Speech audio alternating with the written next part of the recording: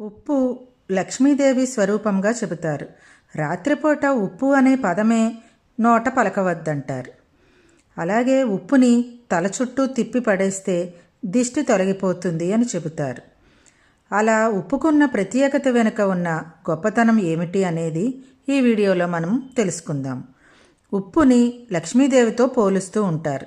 ఉప్పుని అప్పుగా ఇవ్వకూడదని, చేతికి ఇవ్వకూడదని, ఇలా ఉప్పు గురించి ఎన్నో రకాలుగా చెబుతూ ఉంటారు. అసలు మన వంటకి రుచినిచ్చేది ఉప్పే కదా. అనగా లక్ష్యమును సిద్ధింపచేసేది లక్ష్మి అయినప్పుడు పదార్థానికి రుచినివ్వడం అనే లక్ష్యాన్నిచ్చే ఉప్పు కూడా మహాలక్ష్మి స్వరూపమే. అదీకాక మహాలక్ష్మీదేవి సముద్రం నుంచి పుట్టింది. ఉప్పు కూడా సముద్రం నుంచే లభిస్తుంది. అందువల్ల కూడా ఉప్పుని లక్ష్మీదేవితో పోలుస్తూ ఉంటారు. నేలపై పడితే లక్ష్మీ స్వరూపంగా భావించి తొక్కవద్దని చెబుతూ ఉంటారు. దశదానాల్లో ఉప్పు అనేది కూడా ఉంది. ప్రత్యేకించి ఈ ఉప్పుని శనిగ్రహ ప్రీతి కోసం దానంగా ఇస్తారు.